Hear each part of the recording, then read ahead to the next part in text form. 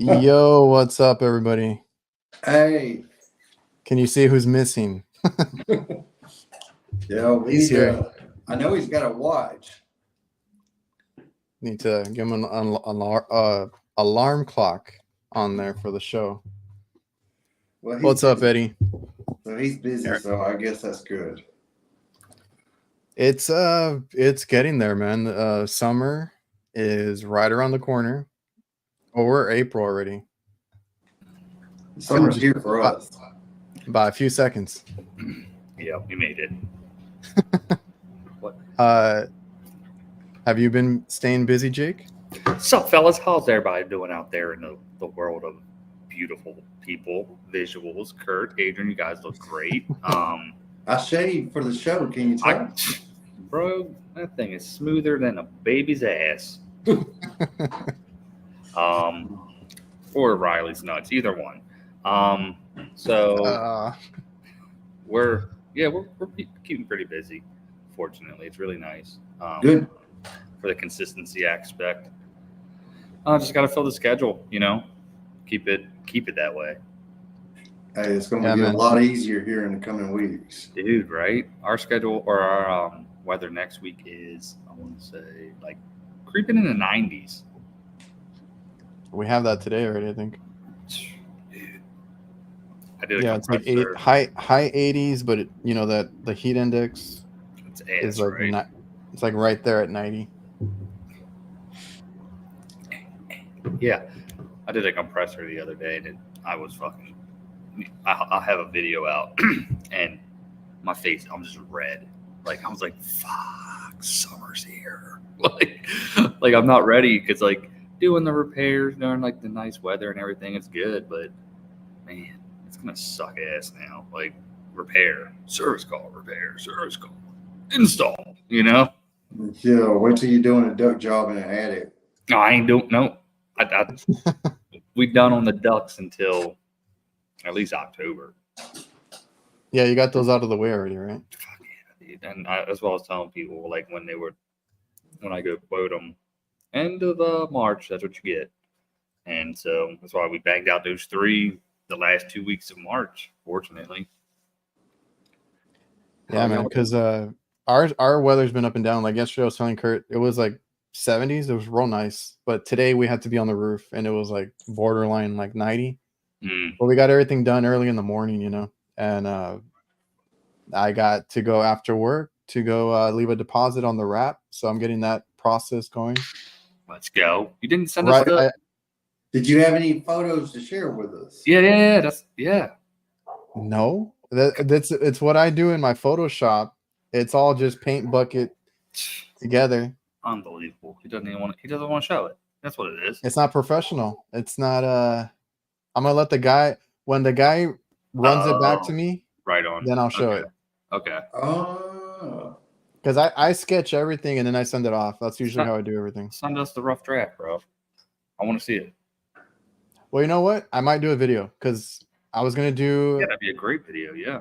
Like today, we did an exhaust change out, exhaust hood, and then I went to go, handle that with the deposit and talk to the guy about the wrap, get the measurements, all that stuff they do. And I was like, man, I'll probably show. Maybe I'll do a video. Like I said, I'll probably show the rough draft of how I do it, and then send it to him, and then what it looks like coming back, and then what the van comes out looking like. Because people have asked me about the logos that I do, right? The HVAC KNIGHTS, the one that I've done for my stuff. It's all me sketching it out. And it's funny, it's kind of hilarious if you watch the before and after of like my sketch, which looks like shit, and then I send it out to somebody and it looks amazing, after they're done with it. So I was like, I might show that in a video or something. I think that would be sick though. Hey, at least you're doing now. When I got my wrap, I just gave them ideas and logos, and they came up with the rest of it. Nice. I don't know. I've always done everything since my dad started the business, but it's because I've been good with computers. I just left this comment because there's a guy that's been trolling like ambassadors and influencers, on Instagram. Just like all his content has been bashing about them and like stuff. And the white dude that's like the plumber, I think. He's a yeah, plumber. dude. He took shots at Dirty I don't know Hands if we Money. talked. I don't know if we talked about it or not, but we did. Well, I hadn't run into this fella. I must not be up on his radar. he just makes fun of everybody. But I don't know. He sounds a bit bitter and stuff. But Very. I left a comment just saying like, well, look, some people do love doing more than one thing, right? Because I grew up around a lot of technology. Like I was into that kind of stuff. I was into drawing, sketching, and I like designing stuff. I like doodling, like flames and different things, you know, in the notebook while you're in class, you're just all day long, yeah. So that turned in, or that helped me later when my dad opened up his business, and then he didn't have anything as far as a logo and van lettering and all that. So I did all that stuff, and I've been doing it ever since. So that's something that I like to do, and I was like, just what happens that now I can make some money, right? It turns into a content creation thing where you're like on YouTube or whatever it is, making some change and stuff. And he was nice to me. He just said, you make money. He said you make multiple incomes based on your knowledge and skills, right? That's all he told me. He didn't come at me. Okay. Yeah. You have to check it out, Kurt. I saw it because it was in the troll like thread that we have, like our message group, and they were just like, guys like, oh, it's Dinky Hands Dirty Money or some shit, like saying something like, oh, I remember that was cool. I used to wear the polos with the alligators too, guys. The shirts, that all that stuff, that'll be dead in the water, things like that.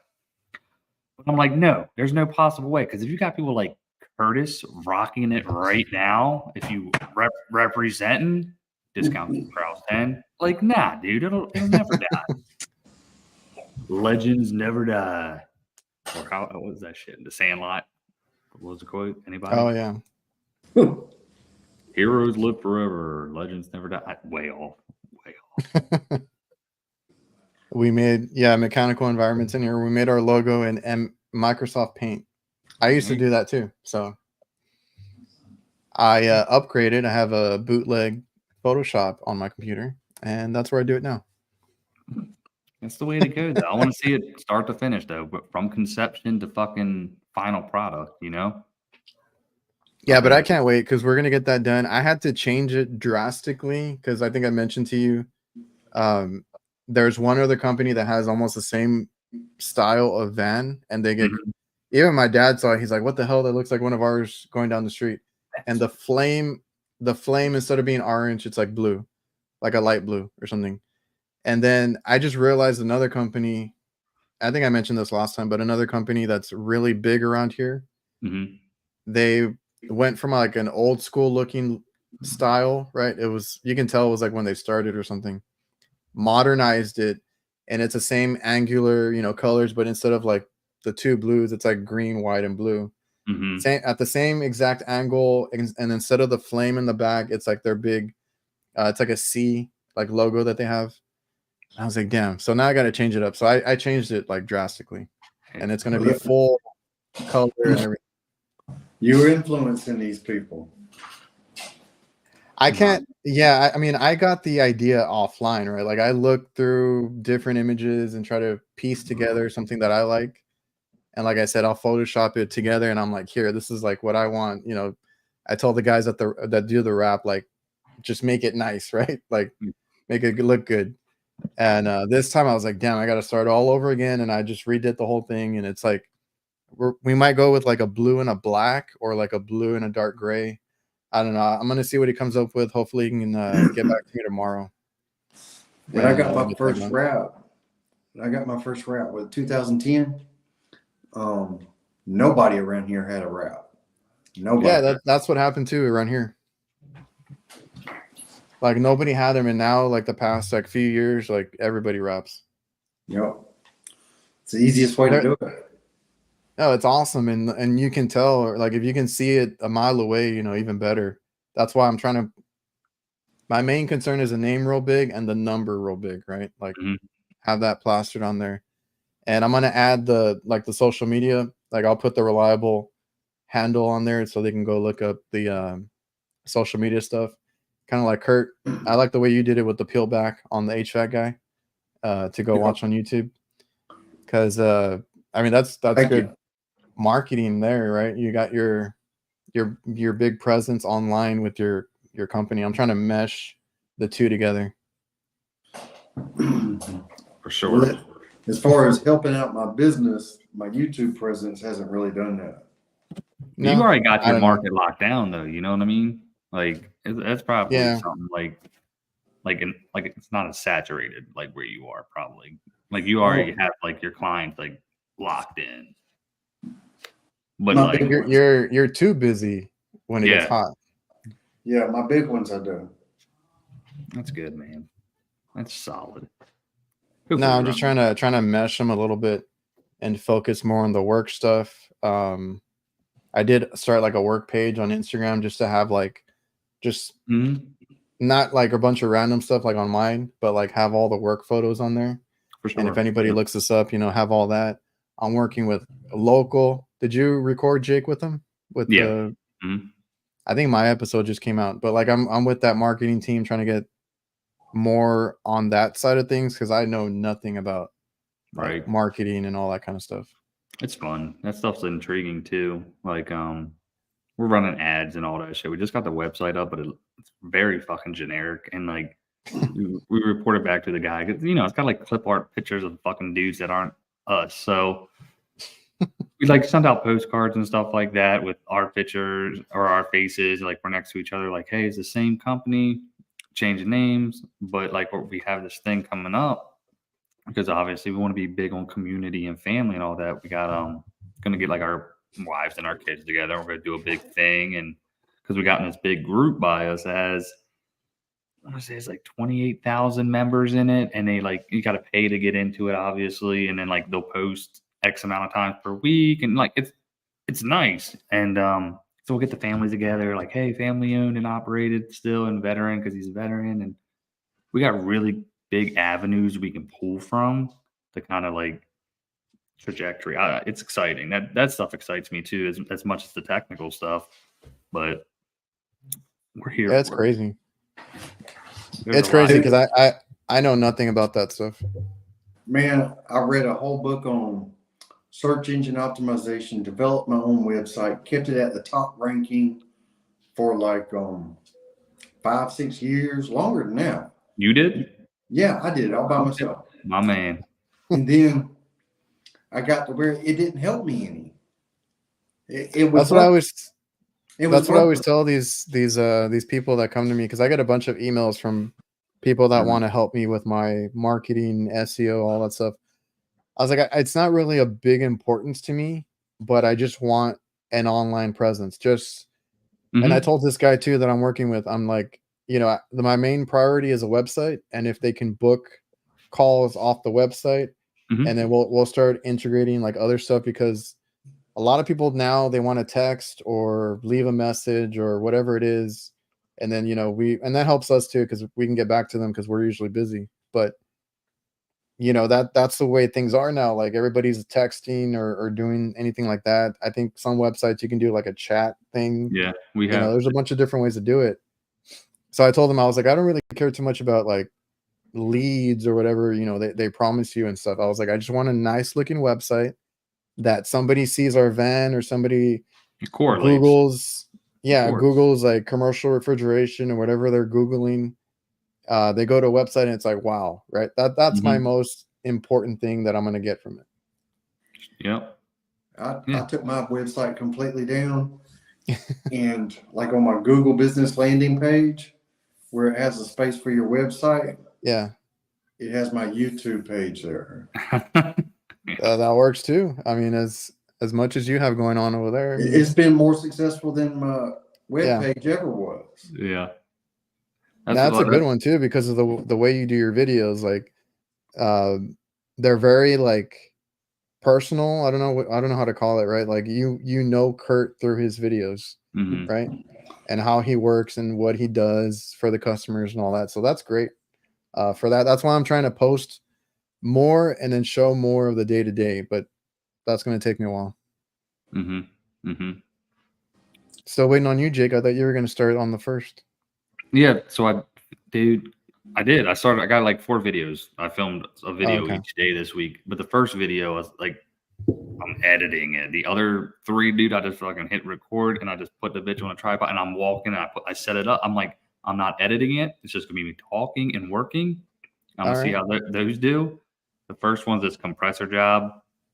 And I got a compressor job, mini split install, condenser fan motor, and a blower motor. So might not start it till this Monday, but it might not be like every day, or it might be tonight. I don't fucking know. But I'm still editing the first one.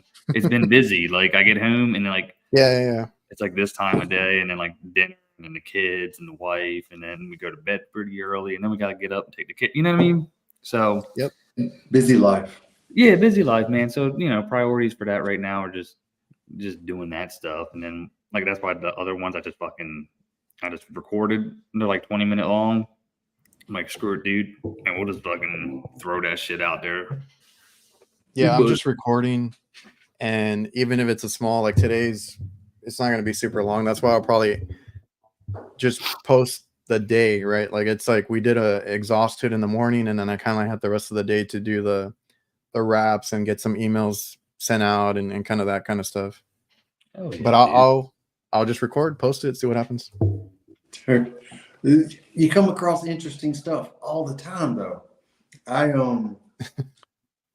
made a Spanish video today that I'm going to put up eventually, but the furnace and the coil were down in a basement, but it was really odd. They had an access underneath the stairwell. You open up the access, and then there's a hole that goes down, and it's got a wooden ladder that leads you down in the bottom. Bro, that's Buffalo Bill, bro. Get out of there, son. That's a dungeon down there. And the people said, I promise we're not going to kidnap you. Yeah, right down in there. Be like, I need you. All right, and you need to send a text to your wife if I disappear.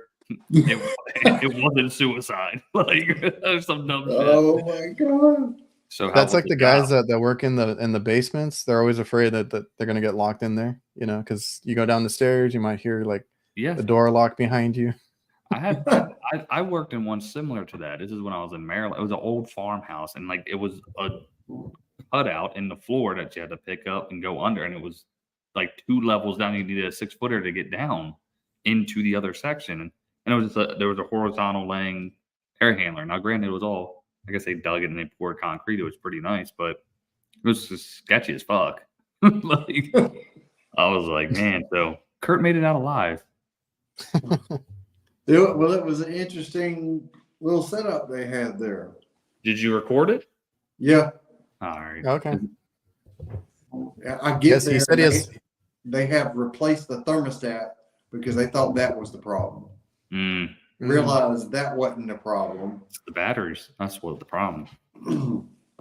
Go ahead. So what was the problem? During the winter, was it a nest? During the winter, the flame rollout tripped. Mm-hmm. And that wouldn't let anything come on, and the blower was running constantly. And the flame rollout was tripped. This is another story. The flame rollout tripped because the flue pipe was ducted into a chimney, and the chimney was full of soot and ashes. It had piled up enough where it couldn't exhaust. Oh my gosh. It was full of coal, actually. No shit. Yeah. This is the best type of heat I've ever had. But that's what it was. Dang. We got a lot of people in the chat. Jason, Brian, Blogger, what's up, Brett? East Coast, Subcool HVAC is in the house. The man, the myth. Sam brings up the there was an HVAC championship present. Oh, the Servers Titan one.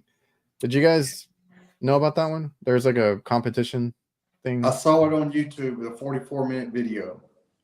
I haven't seen it yet. They did. I didn't watch it though. I probably should. Okay. And he's like, it was 44 minutes. It was the 44 minutes. Yeah, that's a thing now. I think I saw like Ben Tactical posting about it or something. I never saw it though. we use Service Titan, so I'm going to have to hit them up and be like, hey, what's up with this? You know what I mean? Do you want to be on their, what is it on TV? He said CBS, no? You want to be on TV, everybody judging your work? I give two fucks, bro. My work is not the best. I don't care. Like I know I'm not that damn good. Like it is. Yeah, that's the other thing with me posting. If I do post more often, it's like today the exhaust hood. Mm-hmm. It did not match up right, but we made it work, you know. Dude, that's real life. Like everybody's shit you always see is just picture perfect. Like, yeah, of course, like it looks fucking great. But guess what? You know, nobody shows that shit starting up and it's all fucked up because you wired it wrong and backwards. Or you know what I mean? you didn't. Who gives a fuck? Like that's the shit that doesn't get shown. I was going to tell you about one that I just posted. Was it today? The blower motor. So what now? I thought you had the one with like the motor wouldn't turn on or something. The condenser fan motor wasn't running. Well, I get there. How many zeros? 40,000. Enough. I could retire on that, bud. that's my end goal right there. That's my fucking end goal, son. I'm out. But I was going to tell you that I found that the high pressure limit had gone bad. It was open for no reason. And it wasn't allowing the condenser to come on. But I realized I'm filming this, so I can't just bypass it. I've got to fix it. Yeah, like shit. Nah, dude. I've told people that. I mean, it's not like we weren't doing good work before, but it's like we're gonna come back and fix this right. No, you ain't, motherfucker. Like, yeah, we'll come back. No, but it makes you more conscious about little things, right? Little things that you might not have thought about before. The job we were doing that mini split for, it was this doctor, and it's Q buddy, and he was just like, oh, you know, let me just tell you about Jake a little bit. He does do YouTube, yada yada yada. He's like, and the doctor guy was like, you know, that just kind of reiterates the fact, like, hey, you know, you got somebody at least quality enough to put their shit out there, you know what I mean, and working on your stuff, because again, everybody's not perfect, bro. Like, the world isn't perfect. Like you said, you got to jump something out, bypass it to make it run. Hey, you might have to turn your breaker off and on all night just because I got this bitch running for you, and I'll be back tomorrow. But it is what it is. You know what I mean? Like, it just happens. Yeah, I stopped caring about like the little comments about that kind of stuff. It's like whatever, dude. Like real world scenario, if you can get that, like I work on freezers and stuff. If I can get them by overnight or whatever it is, like they're gonna be super happy. And realistically, those are probably the more helpful videos, because in the pinch, that's when people are pulling out their phones and like looking like, oh my god, what can I do? Oh shit. Problem is, like, at least when I like do my videos, I don't title it to where like you know what's going on in a sense, I guess. Like you I don't search, like, bypassing a low pressure switch or something, like, you know what I mean? I don't either. I title mine and put on in the thumbnail to kind of leave it as like a little mystery so people will watch it. Yeah. So like I might say, hey, there's a problem here, but I don't tell you what the problem is. Yeah, you gotta figure it out. You gotta at least have some sort of mechanical explanation of the way things operate, you know. Yeah, like that video. I did a video, but it's part of a bigger video that I haven't edited yet about the contactors, right? Checking the coils because I had a short in one of them. That one is actually a good one. I didn't spoil anything because I ended up having a whole lot more problems than after the contactor. Yeah, I saw that one. Yeah. So that I got messages and comments about it, and I think I even looked it up because I was like second guessing myself, because I've had some that I showed one that was like 4.9 or something like that ohms on the coil, and I was like, I remembered that brand has given me that reading before, even on a new one out of the box, right? Right. So I went and looked it up because somebody was like, no, that's a short. I was like, well, I don't remember. It's like a used one, so maybe it was shorted out. And even on Brian Orr's video on contactor coils, he said anything under 6 he would consider bad. And then somebody else, I think it was what's his name, HVAC Slayer, the Jumper King. was reading contactor coils as part of a PM, and he was getting 4.5 ohms, and it was the same exact contactor that I showed that had 4.9, right? And I was like, I knew it wasn't crazy. Like, that's the reading you get with those. I don't know why. I don't know. Somebody brought up Ohm's law and like all this other stuff. I was like, I don't go that far. Yeah. I was like, I don't go that far. I just know if it's good enough, you get a good resistance. If you don't have any, like a short is like 0 point something. And that's a short. So that's just the way I do things. And that's the way I do my videos too. It's like, this is what I find. I don't know everything. I don't know the science behind it, but this is bad, right? Change that out. I typically this is bad. This is good. Yeah, 10 to 20 is like, I'm like, okay, this is my range. And then obviously, if you go there and like you got like a short, like a transformer blue, well, there you go, and then you go check it. But that's my range, or it could be like 8 to fucking 22. Like, you know what I mean? Brett would know. Yeah, inductive loads, exactly, bro. That's what I was gonna say next, but I didn't, because I didn't want to get all fucking, into it. Brett, if you want to come on, just hit me up. I'll send you the. He wants to get all technical, and then I'm gonna look like a dumbass again. And he's like, "Oh, well, you're fucking 10 years old, motherfucker." Speaking of looking like a dumbass, the video I got coming out tomorrow, I'm on a mini split inverter. The compressor's not running. I got no model and serial number, and it's so old I can't get a manual for it. And I'm trying to figure out what in the world's going on. And I know I look like a dumbass. Yeah. That's how I feel. I just make up some shit real fast. Like, sell you a new one now. It's like, well, you got to think on those inverter mini splits. Mm-hmm. The power board is basically just a module. Mm-hmm. Some of them call them power modules. It's like the module in the back of an X13 motor. So they can go bad, and you might not see anything wrong with it. Mm-hmm. But they can go bad, and that may or may not be what happened. It's funny. A job I'm going to tomorrow. It's a maintenance, but I was out there last year for a service call. He had a mini split, same issue. I took the top off, looked at that module board, and it was all, you can tell it was all burnt up. And he never did anything with it, so he didn't need it. It was weird because he has a full ducted system in his house, but then there were just 2 rooms from the previous owner to just put the dual zone mini split in, and it just hasn't worked since he's lived there. I told him what the issue was, and so we can either just take them off, patch it, and then your duct is fine. We'll see. I'm gonna go there tomorrow and see how much money I can make. No. Jason left, but he mentioned, because I was gonna bring this up too, like, I had the mindset of people telling me about the what ohms I should look for. Oh yeah, depending because like I started checking my commercial ones, because I do a lot of 208 and 120 contactor coils, and those are like off the charts. So it depends on your voltage and all that.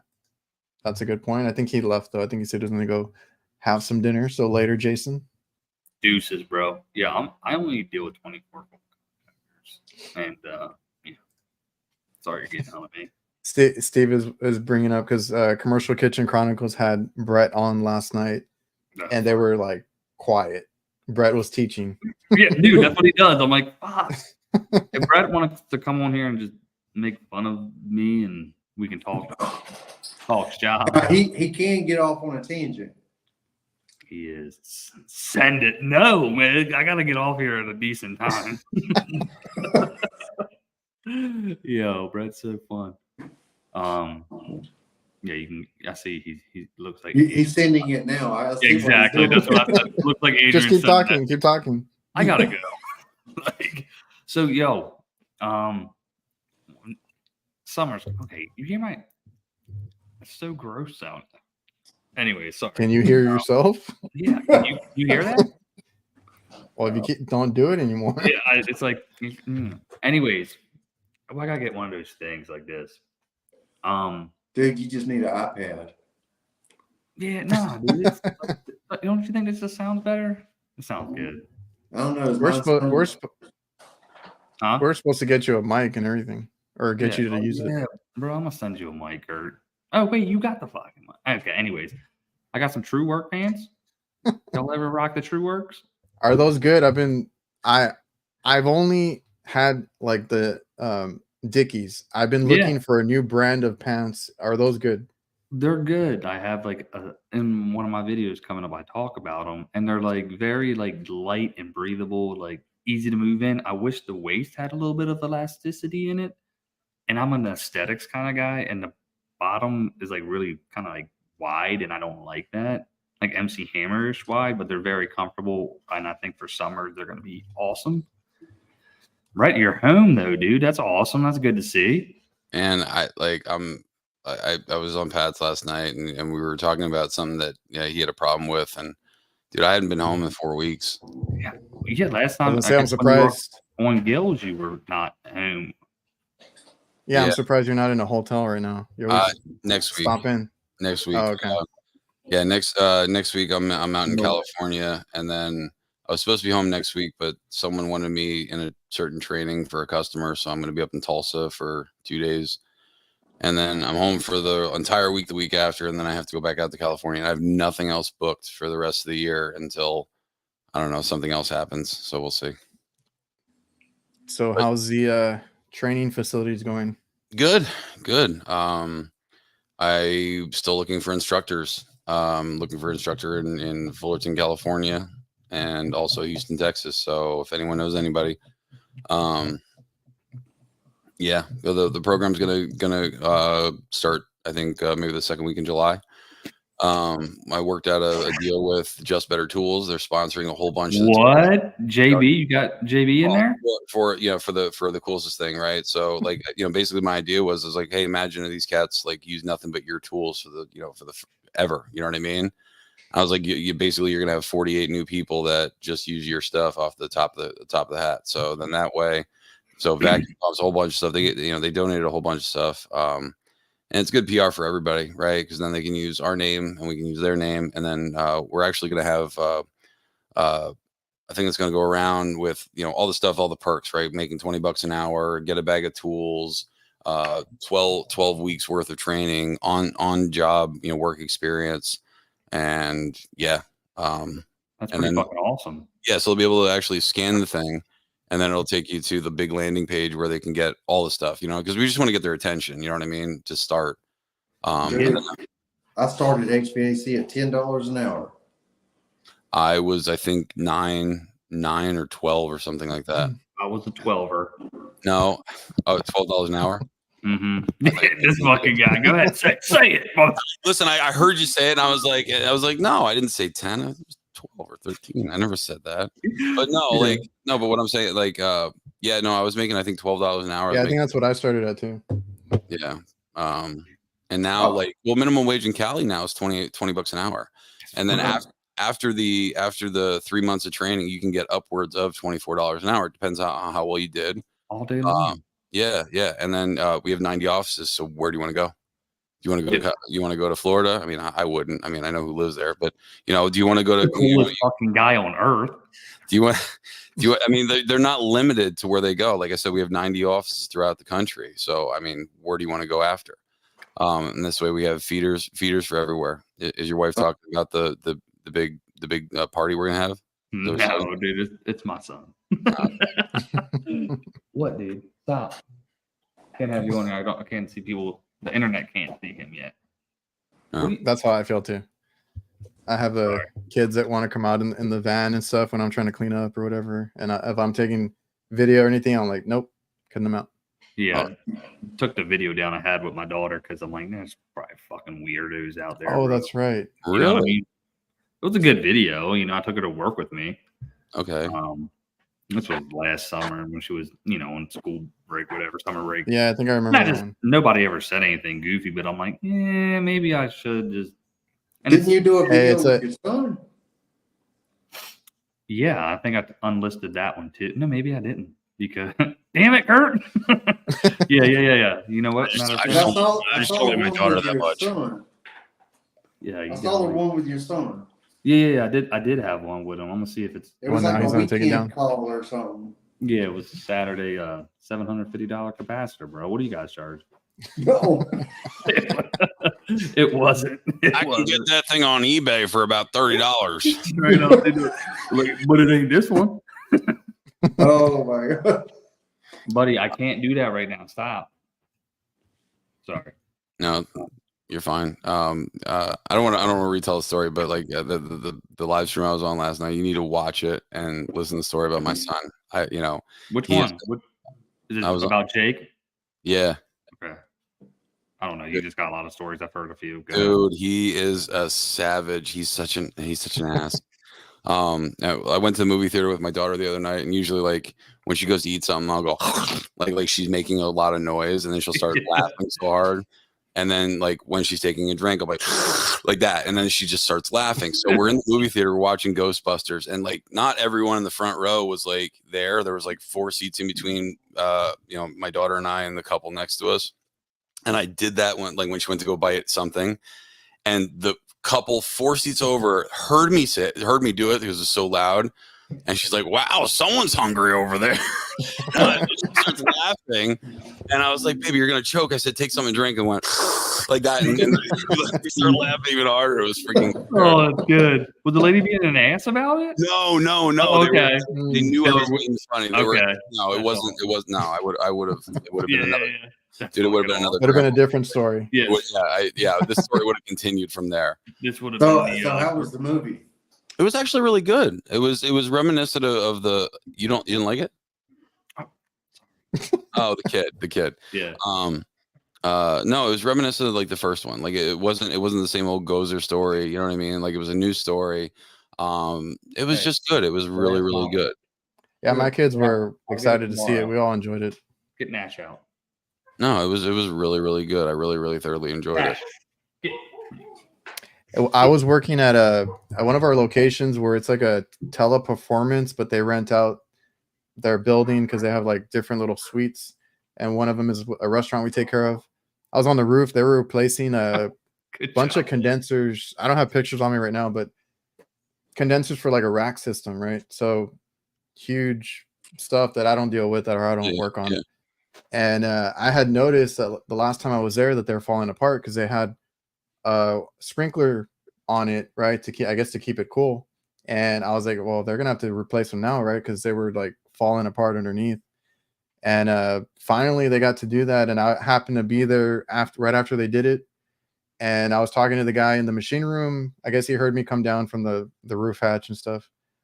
And I was talking to him for a while. We're talking refrigeration and work and stuff. And dude offered me a job. I was like, sorry, buddy, I got a business with my dad.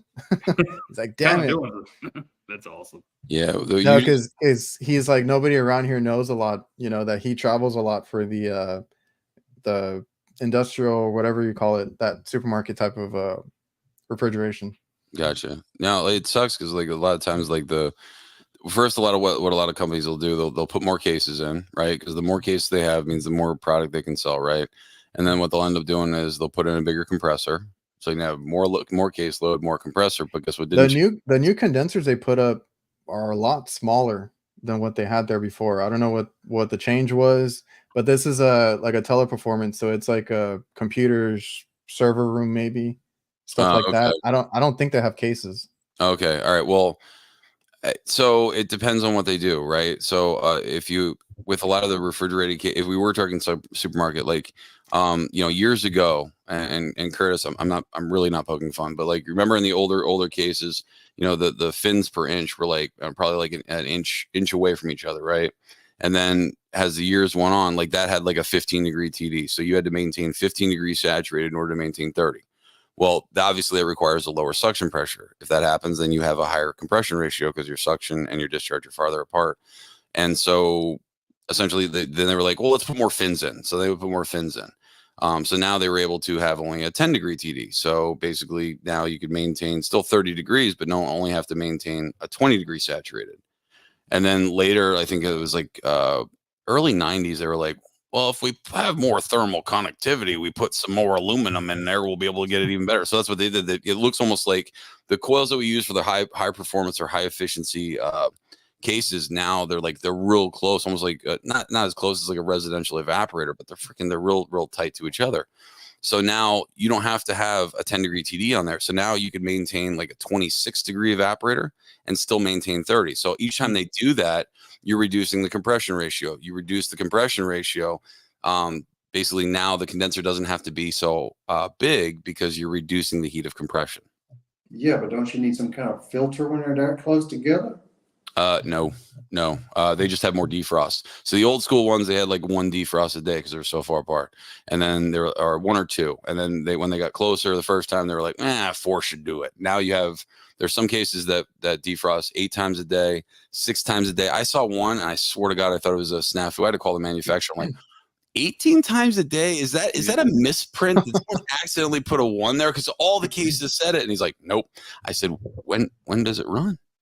Yeah. Because here's the problem. You're adhering more moisture, closer together. So your likeliness of getting frost and everything is a lot more likely, right? So more defrost a day. But because you're able to achieve a lower compression ratio, you're saving more money.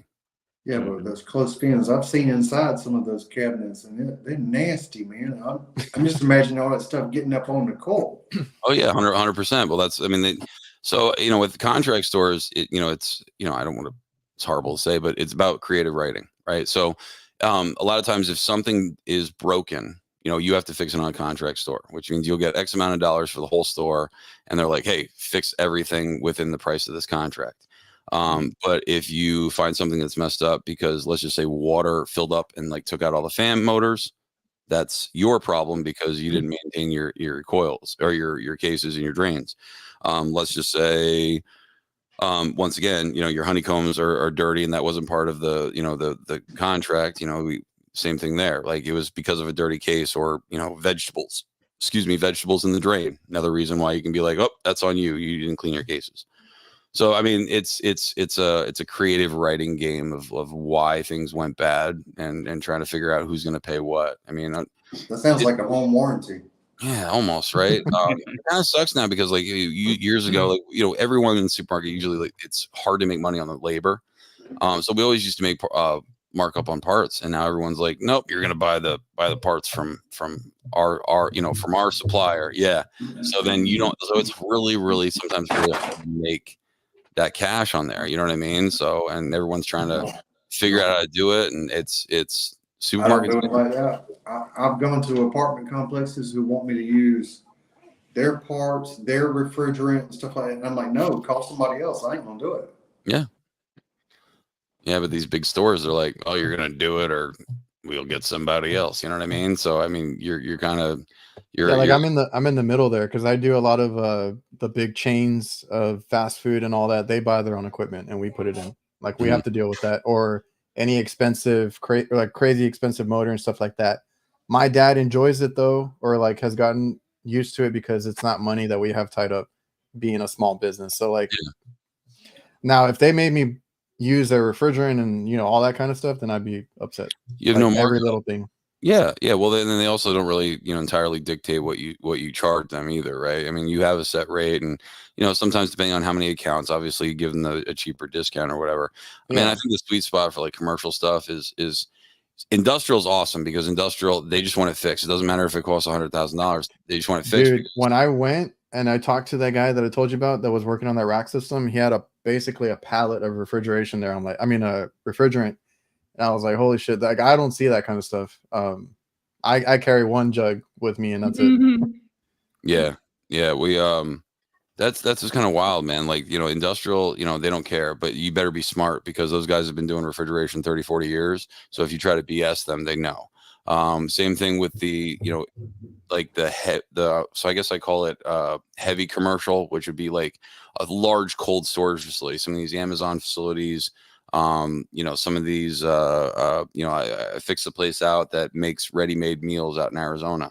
And they, once again, they have guys that are really educated, but they're willing to pay because they know, like I had a chiller at a chocolate plant one time that went down, because, the tubes ruptured, and I was like, I'm not done vacuuming. And they're like, I don't care, whatever you got to do. And that was about where it was creating snow in the suction screen in the back. There was still so much moisture in the system. But they were losing, I think, like $50,000 every hour, because if that part of the plant wasn't working, then guess what? Then it stopped the process for everything else. It's crazy the more you go up like that, because we were just talking about being on, we're filming our own stuff. We are more conscious about the way we do things, right? Procedures, all that. But the higher you go up, because I see it too in like the freezers, especially, they only got one freezer and they need it back as soon as possible. They have nowhere to put that, right? So sometimes I'm rushing through things, or I don't do everything completely 100% the way it should be. And that's just like somebody said in the comments, real world, HVAC. It's also like those industrial people you talking about. I deal with lots of property managers, and you ain't gonna pull the wool over their eyes. They know their stuff. They've been doing this a long time, and if they think you're shooting the shit with them, they'll drop you in a heartbeat. Yeah, because there's one that I've mentioned it before. They actually hired an HVAC guy like at this fast food chain, and he's up north. I think he's over in Houston or something. And I think there's another guy there now, but they always have an HVAC, like an ex HVAC guy that works for them, and he's the one that actually orders any expensive compressors, motors, units and stuff like that. But he oversees, because I guess they've been screwed before, and it's like, you're not going to screw us now. And I mean, we're honest with our work and all that, but like, it goes through him first. It's like, what did we recommend? He looks it over, and like, they don't want to get screwed. So he's like, no, that's legit. That makes sense. Like, they're not trying to screw you. So see, I always thought I could make a lot of cash. Like if I went to one of these supermarkets and I was like, hey, I'll negate all the bad tickets, because I would save them, millions of dollars. But I was like, that guy's an asshole, whoever does it. I'm like, no, I won't do that. You know what I mean? Like, how bad would that be? I'm like teaching everybody how to do stuff, and I'm like, yeah, you didn't do that right. You're paying that one, not paying that one. I couldn't do that in good conscience, though. You know what I mean? I have believe it or not. I have done work for home warranties, and sometimes I'll call in to get authorization. And I'll get somebody on the phone who tells me, oh, I used to do HVAC. You can't tell me you got to have that. I'll give you an example. One time, I needed to replace an evaporator coil. And then I said, well, I need authorization for a liquid line dryer. What for? Is there something wrong with the one that's there? I'm like, no, but I've got to replace it. Well, if there's nothing wrong with the one that's there, we ain't going to pay for it. Shit like that. That's all right. I'll put a rag in there. We'll dry out that refrigerant that way. I had that happen once where I went behind a guy that changed out the compressor, forgot to change out the dryer, and that thing iced up right away because it was restricted. Oh. Well, I made a video last night. I couldn't sleep. I started taking a whole bunch of vitamins. I got vitamins in the mail like in the afternoon. I was like, I want to try these. So I think it was I almost said lithium. I forget what the other one was, but the other one was a B vitamin. And I was like 2 o'clock in the morning. I was wide freaking awake. Like I was falling asleep at one point, and then the B vitamin, kicked in. I'm like, I can't sleep. So I was just making memes last night. But if you look at the one where the guy's complaining that he's gonna, do you have kids? Good, because they're gonna be over there while I beat the crap out of you, something like that, right? And so all those compressors, if you look, they have the copper plating on it. That is from a lack of, they had a problem that caused it, but essentially it sucked in a whole bunch of air, which essentially sucked in a whole bunch of moisture. It was so bad that if you look at some of those pictures on the pistons, they're actually egg shaped. And what happened was you have the thrust bearing that prevents the crankshaft from going backwards and forwards. So because the oil wasn't lubricating, it had wear on there, which basically was angling the pistons and wore an egg shape in there. So like normally on a big Chris, have you ever worked on a semi-hermetic 4-cylinder, 3-cylinder, whatever, right? You can usually shut off the oil supply and it'll run without, new oil supply for about 35, almost an hour, right? It'll run for a pretty long time if there's nothing wrong with the compressor. I shut off the oil line for this thing. It was a minute and a half. I was trying to, change the oil filter really quick. And I was like, usually I can do it before anything oil fills. I want to make sure that wasn't blocked before I thought that there was something else wrong. I shut it off. 5 of the compressors shut off within a minute and a half. I'm like, what the hell happened? They're all empty with oil, and they were all up to the rim. Essentially, it was the where the piston was. It was so egg shaped. It had so much blow by that it was just carrying copious amounts of oil right out the damn compressor because of, all the bearings fried. Oh, Took it all with it. that's an expensive fix. So I was there 36 hours before I had the balls to tell the guy. I was like, you have 8 bad 4-cylinder compressors. Damn. Because I wanted to make 100% positive, and that's why I started popping heads off it. Like I picked the one that was like failing, so I popped the heads. I was like, "Wow, that's really red," And then I was like, "I wonder if And so the gentleman finally, so I sent someone over to do the cleanup for it. We got rid of the non-condensables, we changed the oil, changed everything, changed the separator filter, oil filters, everything. And we would just, as we're going, we would just change 2 compressors and then full clean out. 2 compressors, full clean out. We just kept doing that whole thing, right? Essentially what happened was I didn't know this at the time because I was just trying to figure out why the hell we had so many oil failures. But essentially they had a communication failure. So when the energy management system has a communication failure, the fail-safe is to bring all the refrigeration on all at the same time. Like it just keeps it on because it doesn't know what the pressure transducer is. So it's just like, just send it to Jesus, just roll it. So all the compressors were running, and they usually have a master low pressure switch. And that master low pressure switch will essentially cut the control circuit to all the compressors. And then just so they don't come back on, there's usually a time delay before every single contactor. So it stages on. This compressor will come on within a minute. These 2 will come in 2 minutes, and so on and so forth. So you don't short cycle the whole rack because you'll end up blowing the whole main breaker.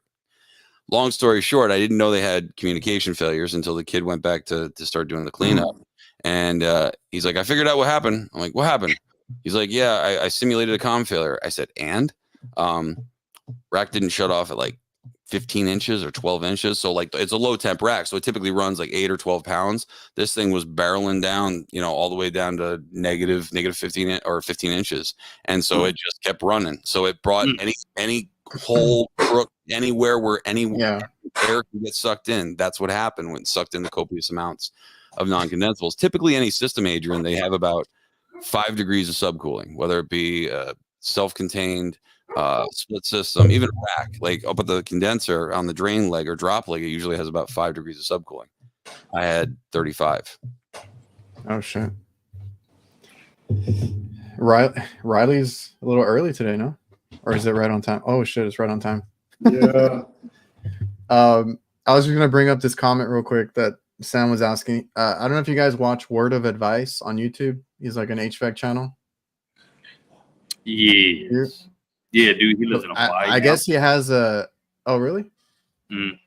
I guess he has a video now that says modules are programmed to quit in 10 years. They fail a lot sooner than that, though. Modules? Is he talking about like ECM motors or something? Well, that or the ones we were just talking about with mini splits. But was that mini split older than 10 years? Well, he has an insider, he said.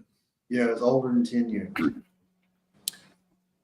Wait, the one you had? The old one? I do believe it's older than 10 years.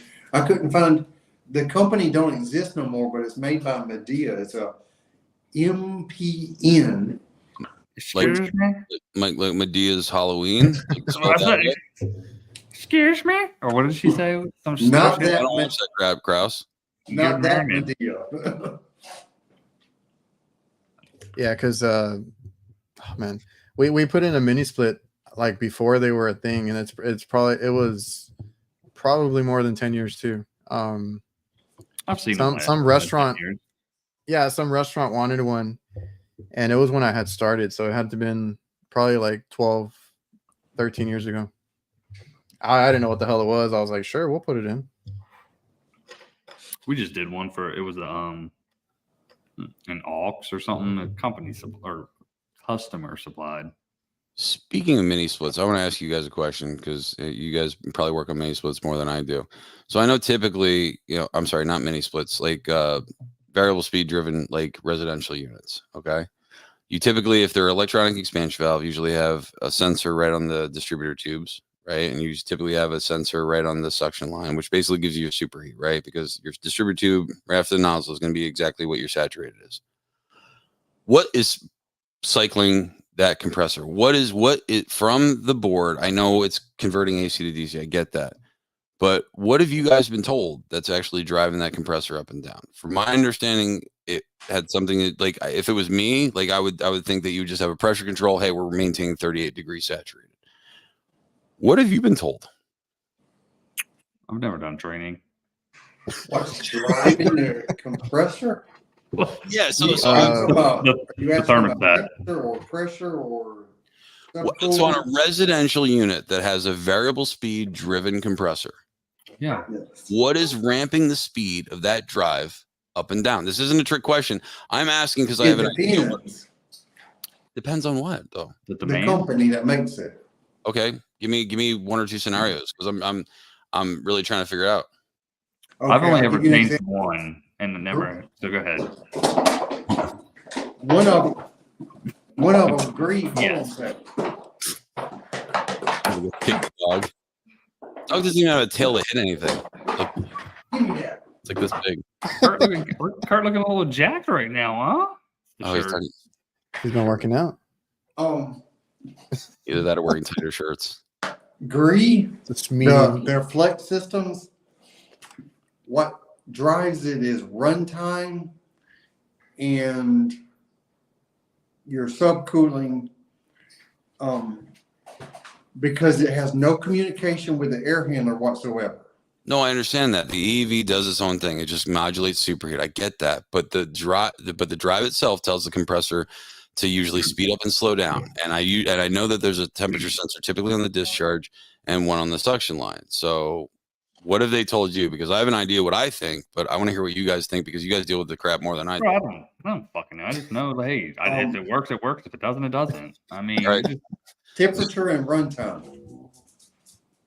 Demand.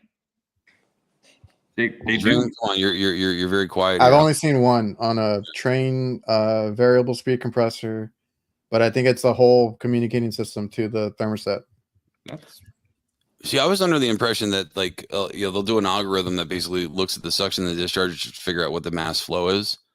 You know what I mean? So because if it was me, if I had my choice of like adjusting a unit, right, I would do 38 degrees saturated if we're just pulling out regular air conditioning.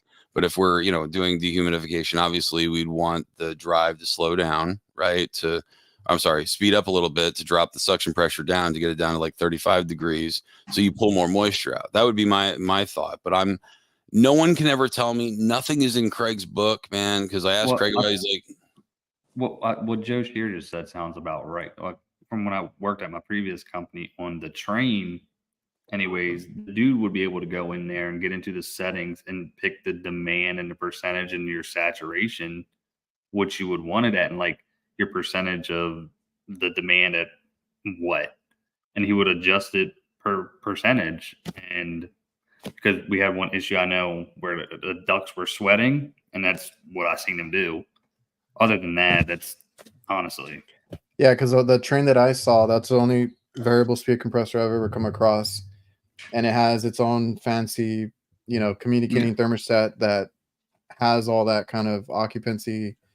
And they deal with a lot of stuff. I never mess with the thermostat. I usually just, fix whatever's on top, and they deal with it because it's locked out. It has a passcode. I can't even get into it. But see, that's the problem. Like, I mean, how the hell do you fix it if you don't know how it's supposed to be? Because I mean, theoretically, if it does work off the suction temperature sensor and the discharge temperature sensor, if that temperature sensor is reading off, right, and that's something you're not checking because you don't know the sequence of operation, how do you know where to check? You know what I mean? Check them out. I was just going to say my experience with the trains is you would, I mean, if you have an alert or something, but you would check the resistance on it first. Agreed. Right? When you get but when that's what I'm getting. Like usually don't fail. Like usually it won't totally fail unless it's open or short. You know what I mean? I'm saying let's just say the discharge one is off by 20 degrees or the suction one is off by 20 degrees. Not enough to make it fail, but essentially just the new train KCC outdoor air units operate off of suction saturated. So I'm assuming then everything it's communicating to the inside unit then, because it would have to, because that's, unless it has a pressure transducer on the actual condensing unit, the only way it would know the true blue saturated was having that temperature sensor directly on the distributor tubes. I think that the train did. Trains do. Yeah, they do. And then they do have the AFC control board, and then another control board, but they changed it because they got a new one. It's just a single board. But yeah, they do have the suction transducer outside. So once again, mechanical, what is telling that thing? How is it controlling that 41 degree-ish saturated suction? And that's my question. Yeah, that's like degrees. It's got to Like just be the degrees, sensors, though. Either that or like what Mike's saying, that, you know, if there's a transducer on there, I get it. You know what I mean? Because the only way you true blue know what the saturated is either with a pressure transducer telling you, you know, pressure converted, or like I said, the only other temperature way you could do it is off of the distributor tubes, because that's going to be essentially what your saturated is. That's why the old school case controllers before Krauss is looking it up. Old school case controllers before they had before they were inexpensive. CC100s were a case controller that Emerson made, and they had a sensor on the distributor tubes, and they had one on the suction. That's how it calculated superheat. But you know something, they're kind of secretive about all that stuff because they don't even want you to know the voltage and frequency they're running at, so you can check and make sure it's doing like it's supposed to. We just want you to buy parts. The Rudes have a suction on the evaporator. Okay. All right. So that's how, and then there's your, I don't know if it's showing up good enough. You got your EEV, and then right there. Okay. So all right, that's fine. But so once again, so does the Rude communicate with the indoor unit back to the outdoor unit? Yeah, well, because everything goes from that. Yeah, right. So you have your drive. All right. Well, that makes sense then. Like that would make more sense than what I would think. You know what I mean? There we go. You're welcome. No. I don't. Listen, like I was legitimately curious. I started talking about it with Pat and them last night, and I'm like, I started going through a black hole, and then I got sidetracked with making memes, and I was like, fuck, whatever. Damn it. So I just wanted to ask your opinion, because I mean, you guys work on more. I'm trying to see if I don't think Trains is outside, so Rudes is inside. Okay. Is that my kids or somebody else's kids? Probably Riley, no? Nope, not mine. Last time I looked, Jake was pooping. Sorry. the other Jake. The grown Jake. Not you, my kid. Jesus. Like, damn it, you haven't been here yet. Did you install the secret cameras? Jason's back in here, and he's like, I love when you guys see a low pressure chiller and they freak out when the pressures are in a vacuum and they start panicking. Yeah, that makes sense. I would freak out. I mean, I love when a residential guy's working a rack for the first time. He's like, there's ice all over the suction. It's flooding back like a bastard. Yeah. Oh my God. I posted a a video of a mini split, and the lines were starting to freeze a little bit. Mm-hmm. And I had so many know-it-alls comment that thing's freezing up and you didn't even notice. The liquid line isn't a liquid line. It's a freaking flash line. The expansion valve's in the freaking in the condensing unit. They run like that. I know that. They didn't know that. And so that was me when I started, and I came across like really small ones. Shit. I was like, oh my God, you're low for refrigerant. The 134. The 134A and all that. I was like, oh shit, that's different. Oh, by the way, that mini split we did install as a Daikin was a R32. Really? Oh, first one. I'm actually. I think we're doing a podcast next week with Don Gillis. Oh, yeah. We're gonna be recording with Don, because like everyone's scared of the R32 thing, because there's a ton of those freaking you can't blowing up.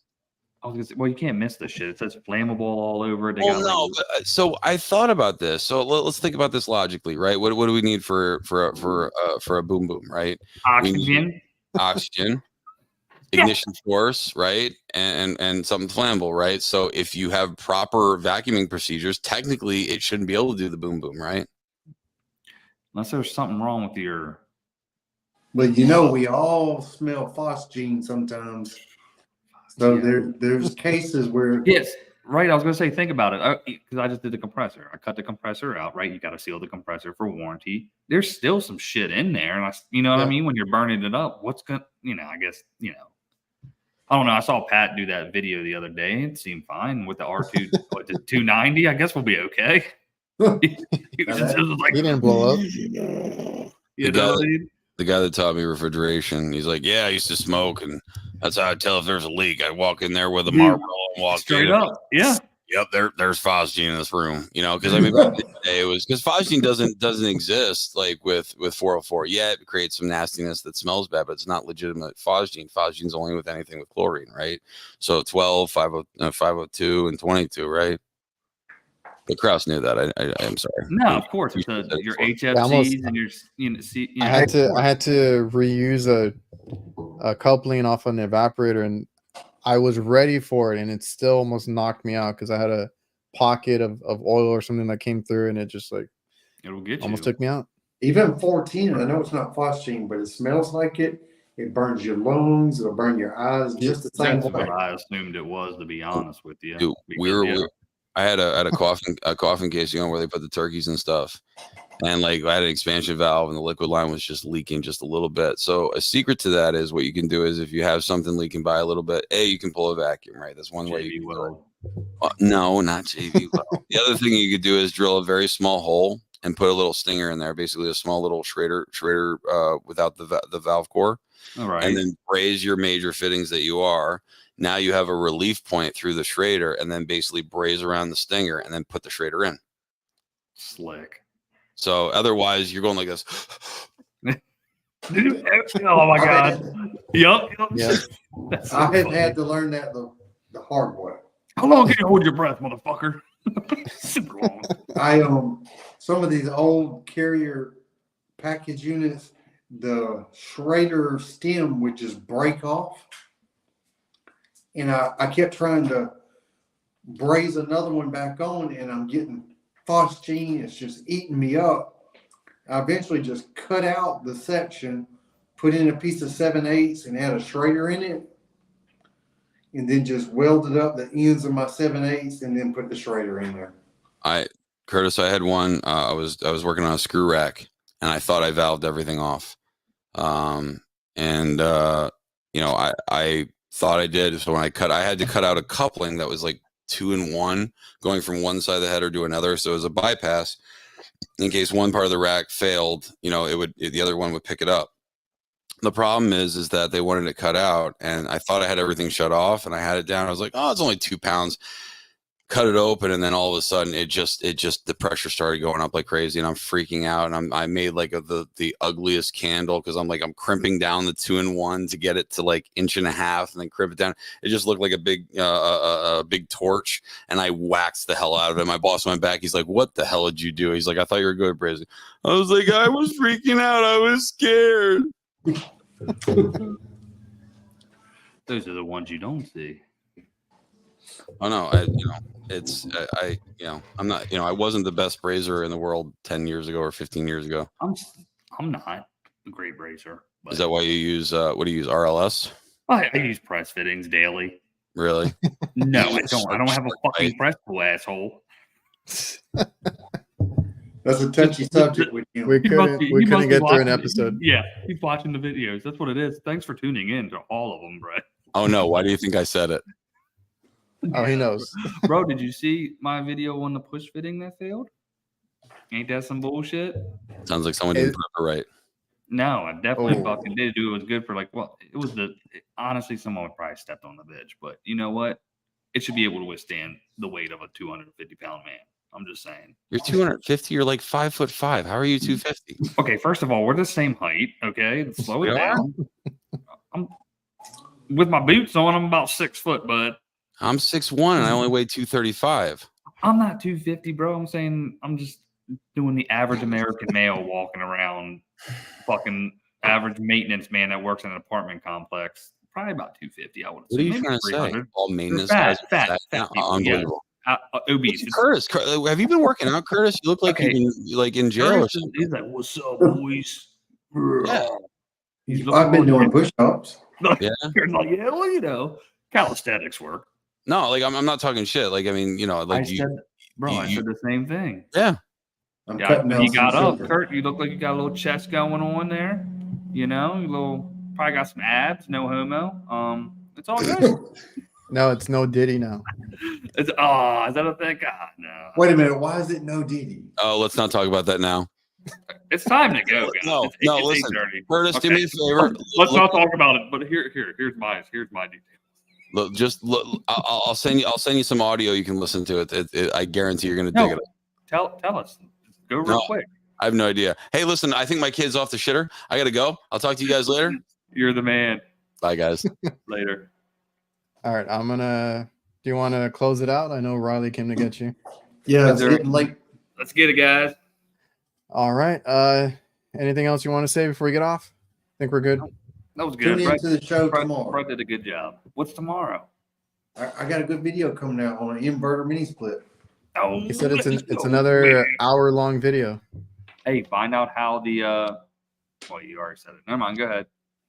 All Bye. right, ready? See you guys.